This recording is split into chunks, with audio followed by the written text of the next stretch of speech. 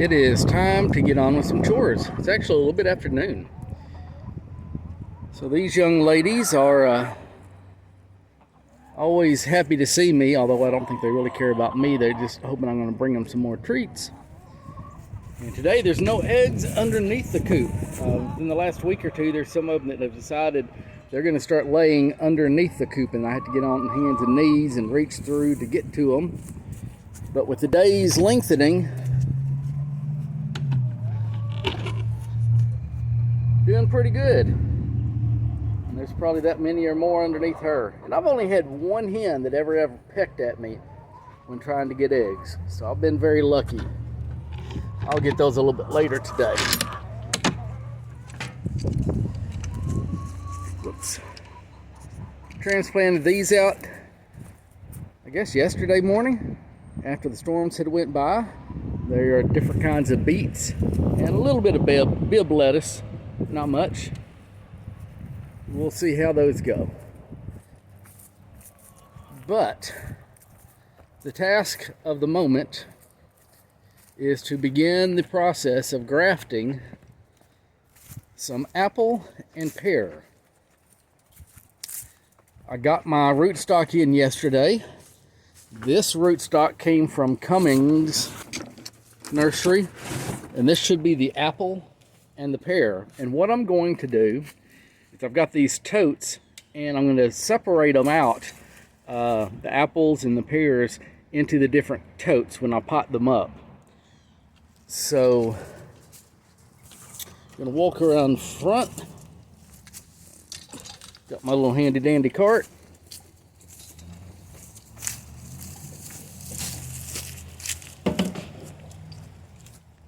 Walk out here to the pickup. Oh, looks like I got a package.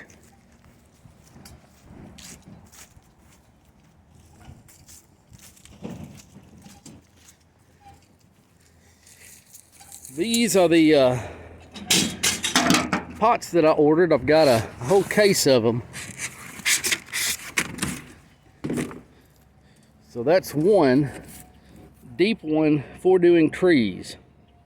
And so I'm going to pot the rootstock up into those, separated out by type. And this, what I'm using, this is the last of the compost pile from the community garden that I've been doing the last 3 years.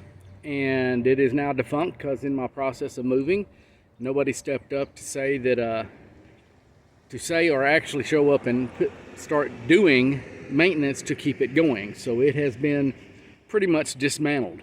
Well, I had a pretty decent sized compost pile, about a truck and a half, pickup and a half worth, that I've been turning and making for the last, well, this one's been going for about 1.5 years, adding to and using and stuff like that. So what we pull out of the beds, there's some potting mix in here. All the raised containers, those totes like you saw back there, came from this.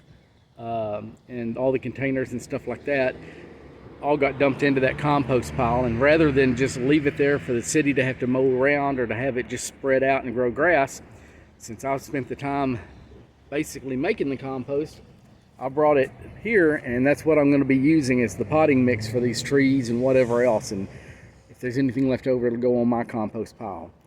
So I'm going to see what package is on the front porch there. It may be the rest of my rootstock from another nursery. And then I'll set this up and we'll start potting these up and then see where we go from there. Okay, there's going to be some noise as I try to do this because I live in a neighborhood and there's lots of traffic right now, especially school letting go out. And that's actually part of the reason why I'm moving. It's on the list of reasons why I'm moving out of town, is just all the traffic noise, especially the cars and trucks that had the exhaust you can hear 10 blocks away. But I'm going to try to get with this. So with these, first thing I'm going to do is see how many of these will fit in one of my tubs here.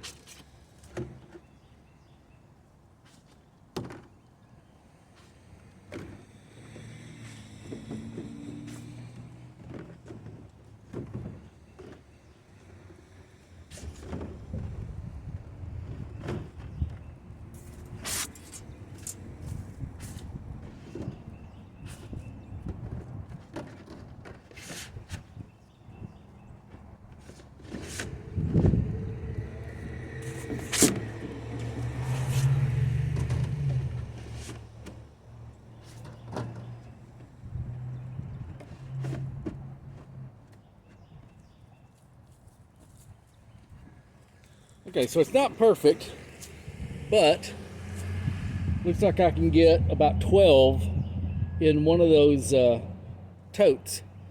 And that way everything in that one tote is going to be the same kind. Now I've got 25 rootstock for the apple and 25 for the pear. And so we'll see how many we can go. And then later on, when I get in the greenhouse and start doing the grafting, I'll let you know exactly what rootstock I got, where I got them from, and I'll put links and everything down in the bottom. So this is how they came. You see my hand about how big they are. From Cummins. These are the G11s, which I believe is for the apple. And the other one's going to be for the pear. I don't see the tag. But I'm just going to pot those up and then we'll get in the greenhouse.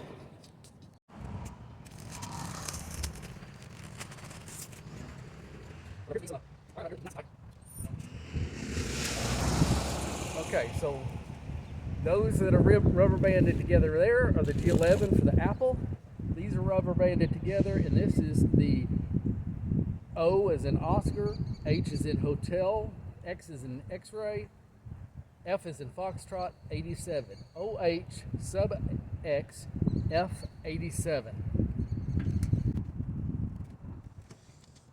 Okay, so each one, they're going to be a little different.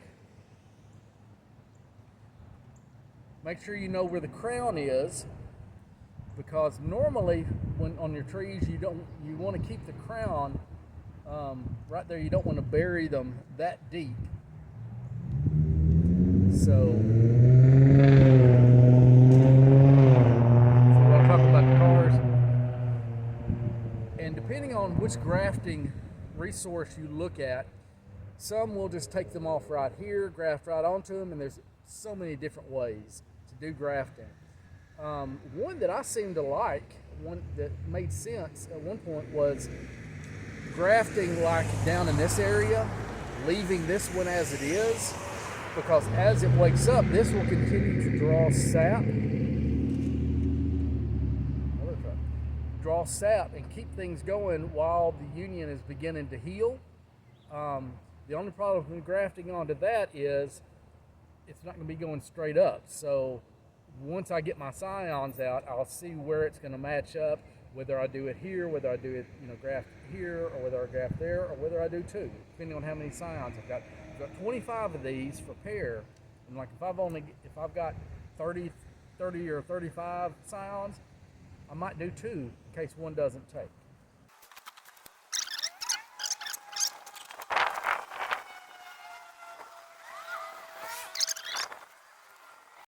We got the first batch done, at least potted up. Now this is the first batch that's done and potted up. This is just the prune rootstock, and I bought 25. There happened to be 26. I guess they just gave me an extra.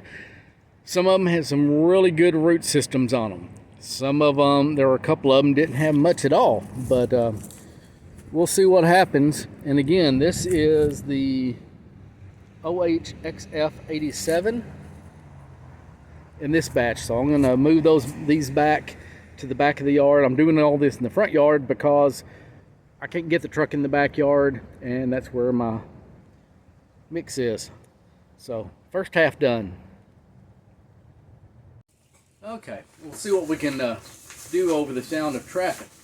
Now then, here are my scions. This one I have just labeled as apple. So I believe this is from my apple tree here at the house that I planted when I first moved here.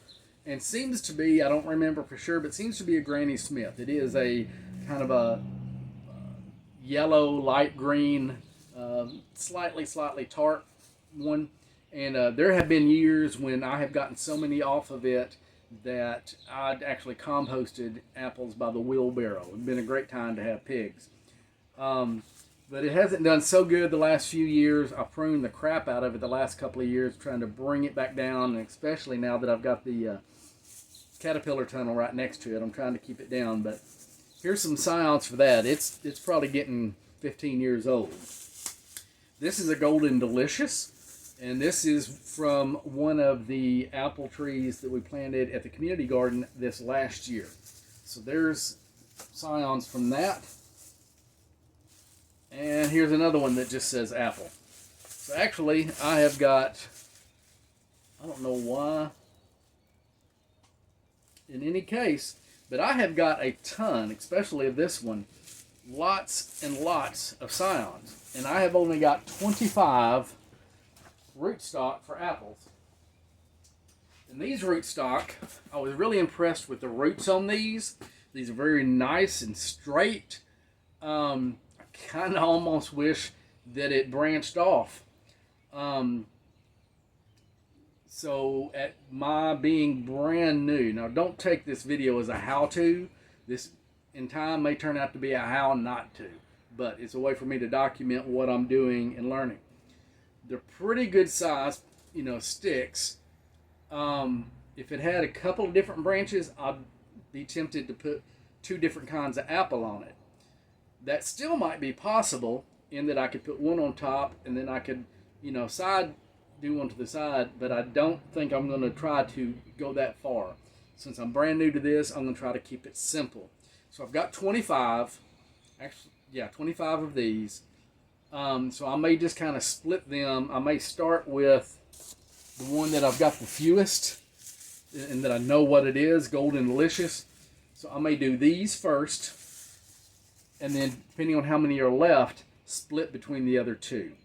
So I'm going to work on those some tonight. Give me a couple seconds and I'll show you the tools that I'm going to use. Okay, now I know a lot of experienced grafters or those that may not be able to spend hardly any money whatsoever, you know, will use just a pocket knife or a specialty grafting knife, and maybe that's what I'll end up doing eventually. But since I did have a little bit extra at the time, I wanted to play with tools. You know, us guys, we like to have our gadgets. So what I did is I got from Garrett Wade this grafting tool. It's made in Italy, manual grafting tool. And this one apparently does 2 different kinds, depending on what blades. One of them kind of makes a little notch kind of, I can show you the picture of it. Couple of different kinds. It makes, see that one? So it will cut both pieces and they notch in there really nice and good. And then they also will do like a bud, depending on which blade you've got in there. This is for some of the smaller rootstock, and just in case there's a larger one, here's the larger version, and then I got extra blades. So I'm hoping I'll be able to use this one. In addition, I do have some of the tape to wrap around it, and then I've got grafting wax and tree wound for pruning and grafting compound. So I'm doing grafting, not pruning. So I'm just going to kind of play with these 2 and see which one I like. And again, there's lots and lots of videos on how to do grafting. Some of the people, of course, know more about it, have done it longer, stuff like that. I'll put the link of the 2 that I was watching last night, kind of reintroducing myself, and I've read several books on it, trying to get prepared. But I'll put those links down below. I think Mike Kincaid is one of them, and then Stefan, I'm not going to try to pronounce his last name. Look up Permaculture Orchard. He's up in Canada. And I'll watch those 2. And this, what I'm doing, is probably going to be a little bit of a hybrid between the 2 of them. So let me get set up and see what I can do. Oh, by the way, the rootstock, and I got it from Cummins Nursery, Cummins. I'll put the link down below as well. This rootstock is G11, Golf 11, a disease-resistant alternative to M9, also known as Geneva 11. It's a dwarfing hybrid of Malling 26 and Robusta 5. One of their favorite rootstocks. Good resistance to collar rot and moderate resistance to apple replant disease. It has fire blight resistance and that is significantly improved over M9. Woolies find it less palatable than both M26 and M9. Burr knots and suckering are uncommon.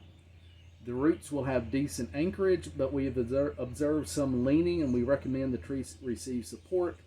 Trees should be planted in good quality soils for best results. Really?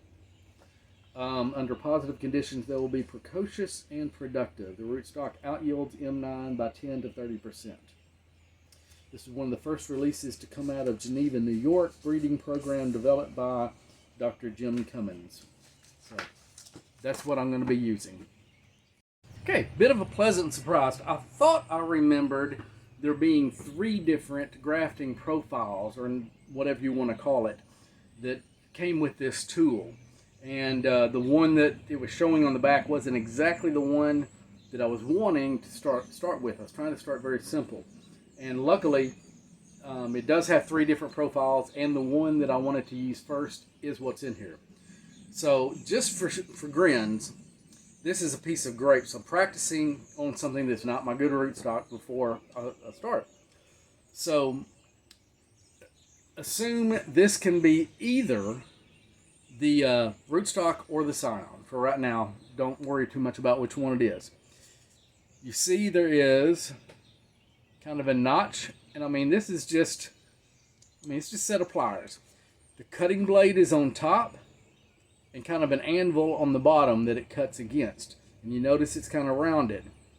So here's the top, here's the bottom, so you would consider it going up that way.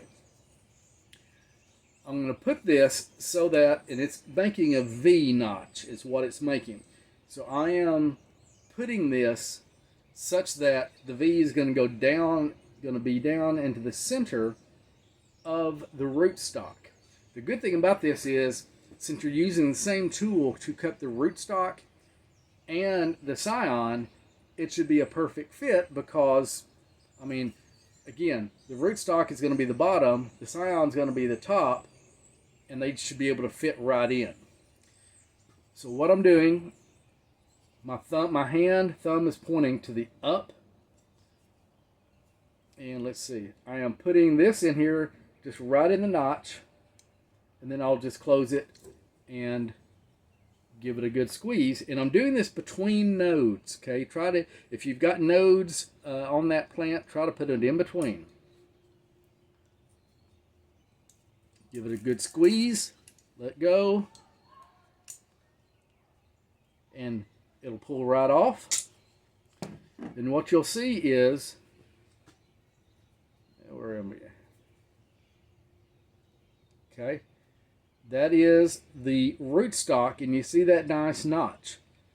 Now, assuming that had been the scion, this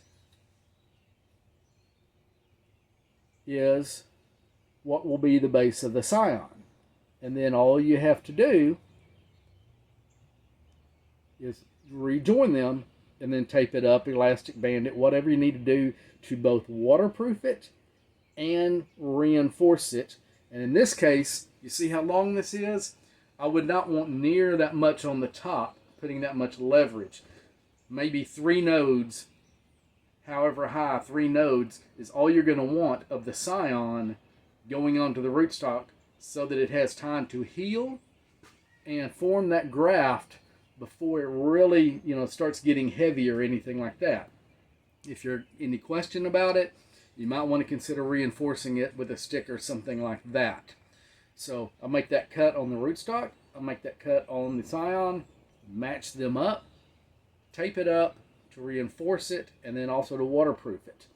Another thing, and you'll see on a lot of the different videos, in every video and every book that I've read, has got the same thing. Now obviously this one matched up perfectly because it's the same one. But the size, you may have the same size. Your hope is to have the exact same size on the scion and the rootstock when you join them so that it looks just like this, and you get that cambium to cambium, as much of that as possible to heal up and to give you a better chance. If for any reason, let's say that I take this as the rootstock, and let me go up here where it's a lot thinner, and assume that this is the scion. Okay. Now you'll notice they are significantly different in width. Okay, so what if I put that right down in the middle? What's going to happen is you're not going to get cambium to cambium at all if you center it. So what you'll do is you'll move it over to one side where it's flush on one side but kind of hollow on the other. That way at least you're getting cambium to cambium on one side, which is usually going to be enough. From what I can tell, that is going to be enough, and it should go from there. But if they're different sizes, whichever one's bigger, whichever one's smaller, make it flush on one side, even if it's not on the other side, to match that cambium up. If you put them right in dead center, you may get some because of the nature of this notch. You may get some in there, but probably not, and it's going to be very questionable if that one survives. I'm going to do this, see how it works, and then if this is good, this will be my default. And then I may go over to trying with a grafting knife and just doing, a tongue and groove or something like that later. But this is what I'm going to try for now. It is the next morning, and I did 8 grafts yesterday. Boy, it just got way too dark. And by the way, there's no telling what you're going to hear in the background. I got my chickens and neighbors, whatever. I can't wait for it to be quiet. But anyway, so I did 8 of these. And I must admit, it's kind of difficult, at least when you're first beginning, because trying to hold everything in line while you're getting, a nice tight union with this tape, and the scions and the rootstock are different sizes, at least for those. I'm going to be doing some more today, and maybe I'll be able to match them up a little bit better. But again, this is my first time doing this, so there's a lot to learn, and this is the learning process. You get to learn along with me. Now, the tape that I was using, I believe it called it Scott's, and it's a cotton woven adhesive tape. It reminds me of some of the medical tape, like if you've got a first aid kit or something, and there's a little roll of medical tape, and it's a real strong, mildly adhesive thing. A couple of things were worrying me about that, and I got online last night and was looking around, and so this appears to be an older type of grafting tape that may not actually be being used, at least commercially, very much anymore. One thing is, I don't know how much waterproofing and moisture proofing it's going to have.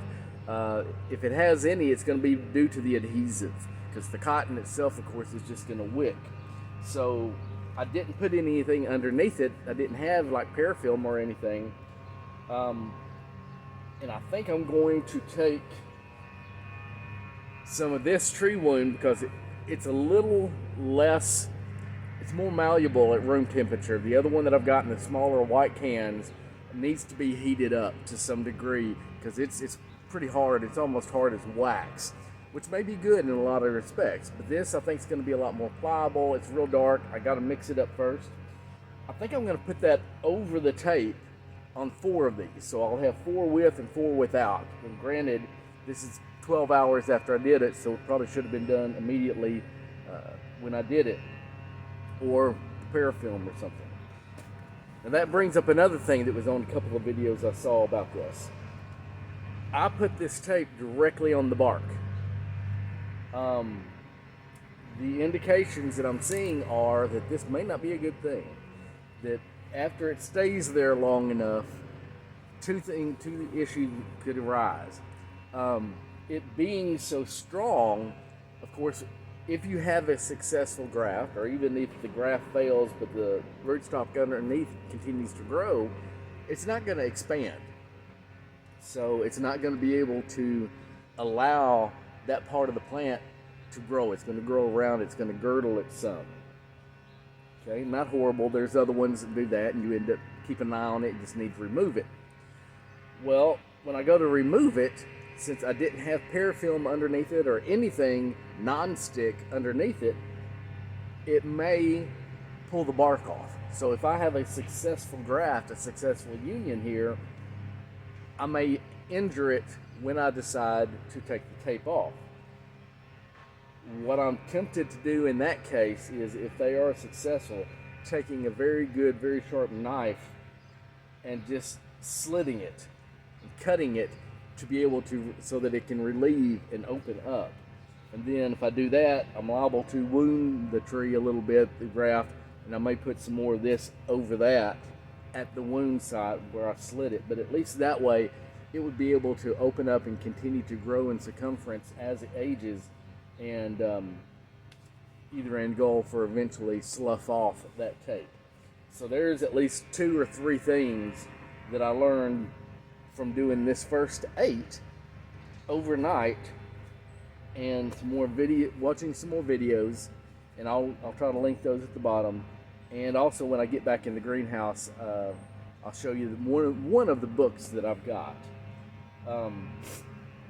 But I think right now I'm going to mix this up a little bit, and I need to go get my grafting.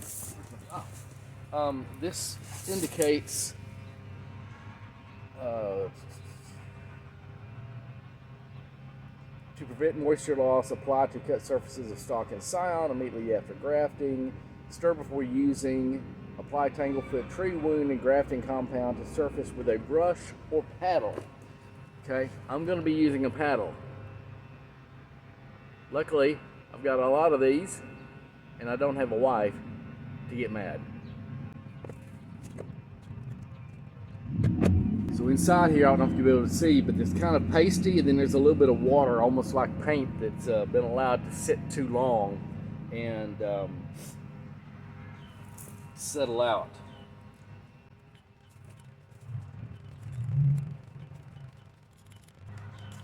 I know some of y'all are out there that probably are old hands at this and done this a lot.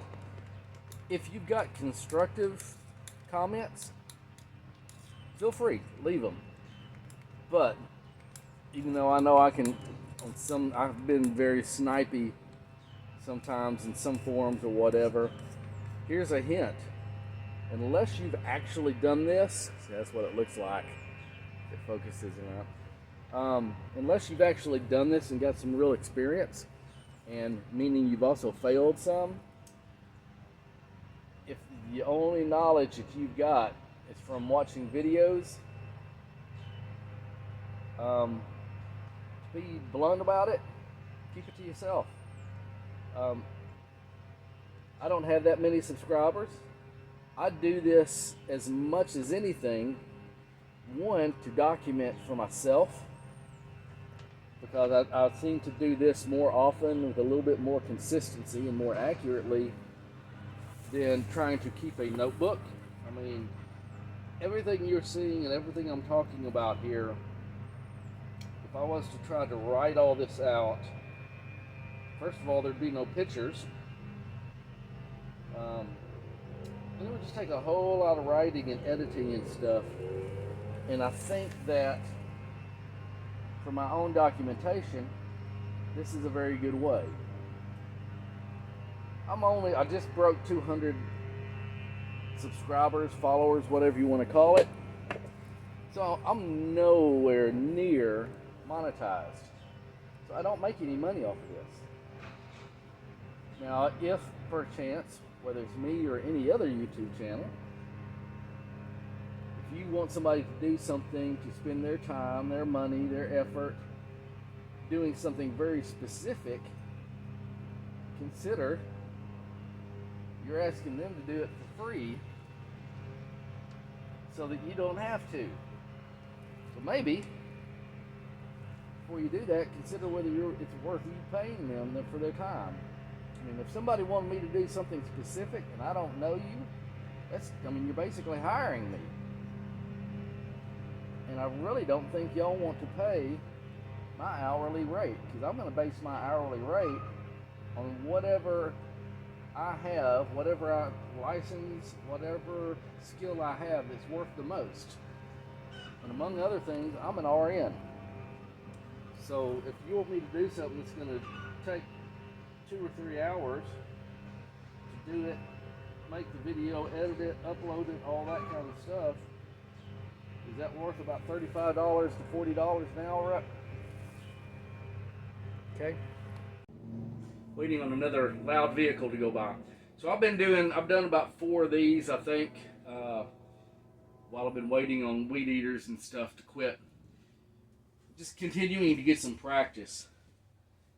So I've got a few more scions here from, I believe these are from my apple tree here, which seems to possibly be a Granny Smith. I don't remember for sure, but I've got a lot more of them and a lot more different sizes.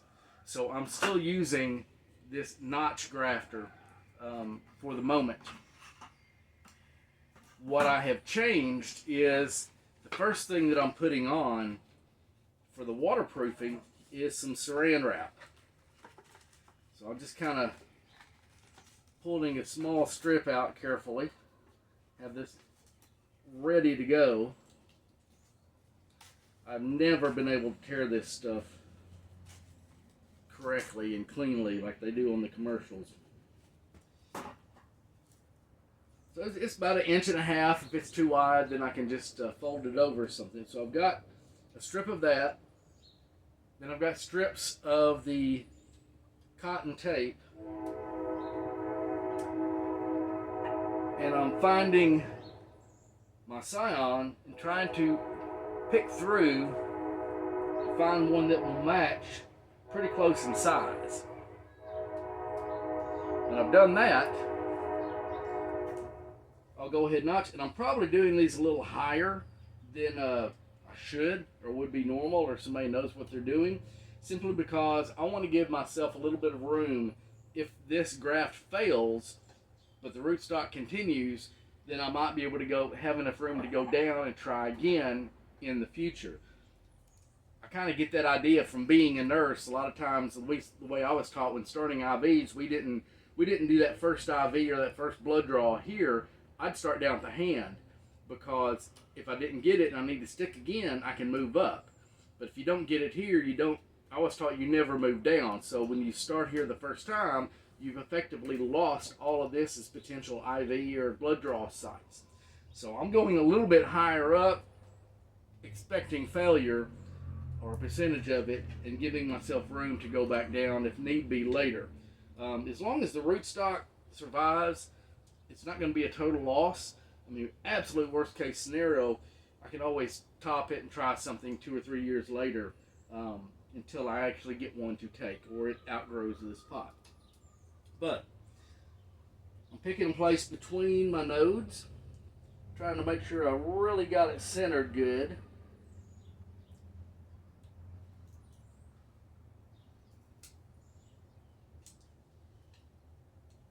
And I seem to have a pretty nice little notch. Now this is going to get thrown away, but I've got plenty of room on both sides.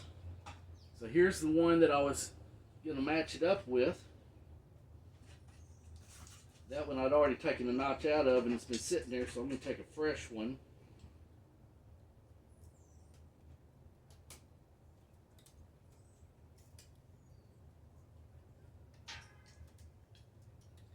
That looks pretty good, and because I have my other materials prepared, I can go a little bit faster.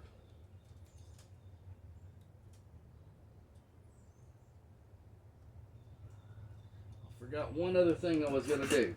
I'm going to count 1, 2, 3, let's say about 4 nodes. Clip that off. I'm going to quickly give that a dip. Close off the end. That also reduces the amount of top weight trying to make it fall over. This plastic is going to give it a little bit of strength and rigidity as I pull it tighter, but it's not going to be the primary reinforcement.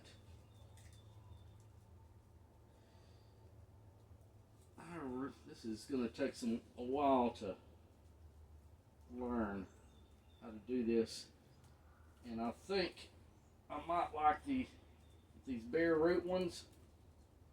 I I think I'm starting to really like the way Stefan did it by having it in a vise, especially if you could get it at a different angle. But that'll be part of my progression of finding my own technique. I actually was thinking last night it'd be nice to have like a clip or a hose clamp kind of thing you could put on that and just tighten it down. It would give you all kinds of support and would be reusable. And that might be good for the homeowner or the real small nursery, but I'm sure that that would not work when you're doing thousands of trees a year.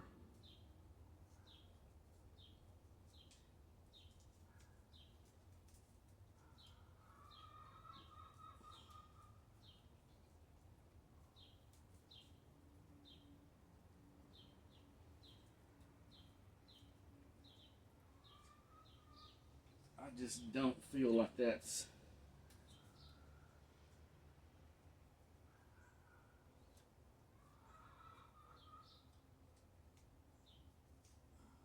real strong. But this should waterproof it with the saran wrap underneath, as well as keep that tape from sticking to the bark. And then I just take a label, apple GS, because I'm assuming it's a Granny Smith or Granny Smith like, G11 with an, as the rootstock. And that one's done, and we shall hope. Mid-afternoon on Monday, and this is where I've gotten to and where I'm going to be having to stop. Well, this is Saturday, mid-afternoon on Saturday. Where I've gotten to and where I'm going to stop for now. The red crates, if you'll notice, those are the ones that have white tape on them. Those have been grafted. The black crates do not have white tape. They are rootstock without any scions. I ran out of scions. So I'm starting with the apples down here, working my way down. And when I ran out of apple rootstock, then I started on the pears. And there's a few pears in there. Not a whole lot, but a few. Because I got 25 of each rootstock. That's where the price break was for dropping the price per rootstock. So what I'm thinking is these pears that are not grafted, I'll just try to keep them going and either keep them in pots, or maybe even when I figure out where I'm going to do my orchard, if it's time to lay it out, then I'll go ahead and plant them where I want pears to be, and then later on when I have more scions, then I can graft onto those at the proper time in place. The good thing about that is, I'll know that they're growing before I'll plant them, so maybe I'll save some holes. But so that's, yeah, it's kind of interesting. I ended up with a lot more apple scions than I possibly needed and had rootstock for, and the opposite on the pears. Now, come Monday or so, Monday or Tuesday, I should be getting the rootstock in for plums. And we'll see how that goes. And I'll just kind of continue this line. And it's in here in the kind of the polytunnel, caterpillar tunnel, whatever you want to call it. So they won't be getting rained on, but I'll have to water them. And hopefully I'll be able to keep the sides up enough that they won't overheat or anything. And now it's a waiting game. So we wait.